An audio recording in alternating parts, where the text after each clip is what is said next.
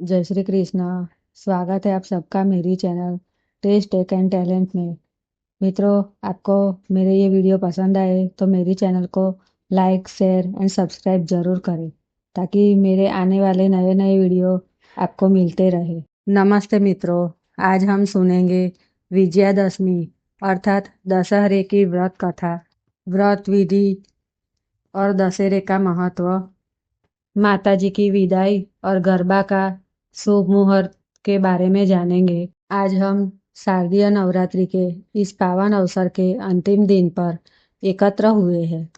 पिछले 9 दिनों तक हमने माँ दुर्गा की अखंड उपासना, भक्ति, आराधना और गरबा रास का उत्सव मनाया। आज विजयादशमी 2 अक्टूबर 2025 के दिन हम सब शुभ मुहूर्त में गरबा वलाने की विधि करेंगे। इस वर्ष 2025 में विजयादशमी का शुभ मुहूर्त दोपहर 2:28 से 3:16 बजे तक रहेगा। इस समय माँ की विदाई और गरबा वलाने की क्रिया करना अति उत्तम माना गया है।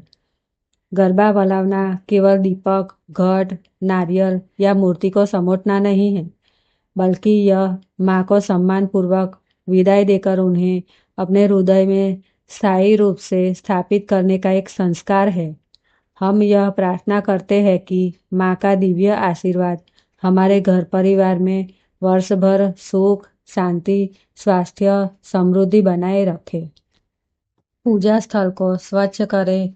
दीपक, धूप, पुष्प, अक्षत, फूल, नैवेद्य, नारियल आदि पूजन सामग्री रखें। शुभ मुहूर्त में दीप प्रज्वलित करें और धूप दीप से माँ का स्वागत करें। माँ की अंतिम आरती करें।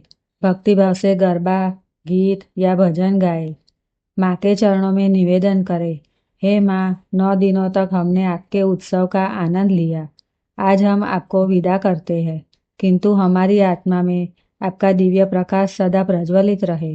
कुमारी कन्याओं को पूड़ी, चने, खीर या मिठाई का प्रसाद अर्पित करें और उनका आशीर्वाद प्राप्त करें।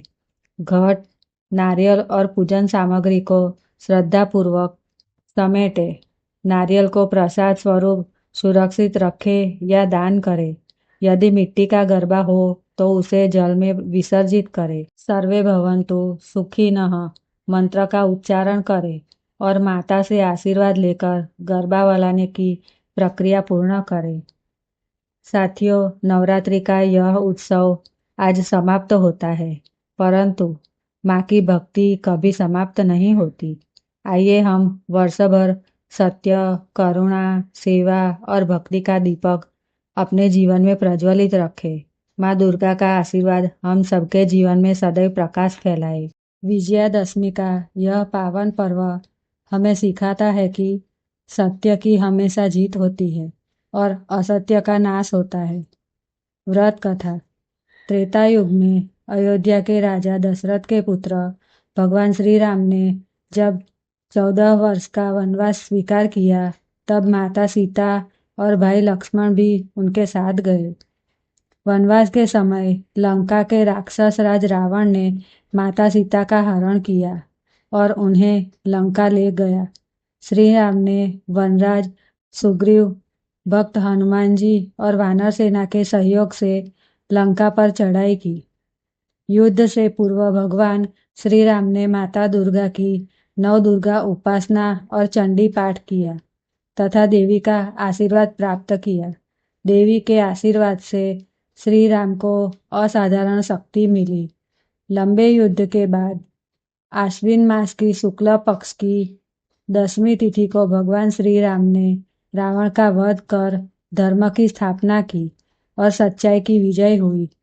इसी कारण इस पर्व को विजयादशमी कहा जाता है। विजयादशमी के दिन प्रातःकाल स्नान कर स्वच्छ वस्त्र पहने, भगवान श्री राम, माता सीता और हनुमान जी की पूजा करें। शस्त्र, वाहन और व्यापारिक साधनों की विशेष पूजा की जाती है। इसे आयुध पूजा कहते हैं। संध्या समय रावण दहन किया जाता है और हमारे जीवन से अहंकार, क्रोध, लोभ और अन्य दुर्गुणों के नाश का प्रतीक है। यह पर्व सत्य की असत्य पर विजय का प्रतीक है। दशहरे पर नया कार्य, नया व्यवसाय या यात्रा शुरू करना अत्यंत शुभ माना जाता है।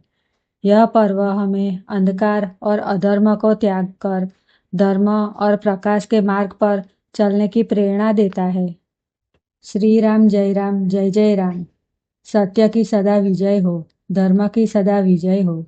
दशहरे के दिन जो भक्त व्रत रखकर श्री राम और माता दुर्गा का स्मरण करते हैं, उन्हें जीवन में विजय, सुख, समृद्धि और आत्मबल की प्राप्ति होती है।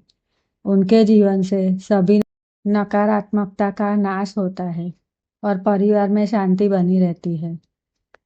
दशहरा का यह पर्व हमें सिखाता है कि चाहे अधर्म कितना भी शक्तिशाली क्यों न हो, अंत में धर्म और सत्य की ही विजय होती है। आइए हम सब मिलकर इस दशहरे पर अपने भीतर के रावण अर्थात क्रोध, लोभ, अहंकार और अन्य दुर्गुणों का दहन करें और धर्म के मार्ग पर चले। जय श्री राम।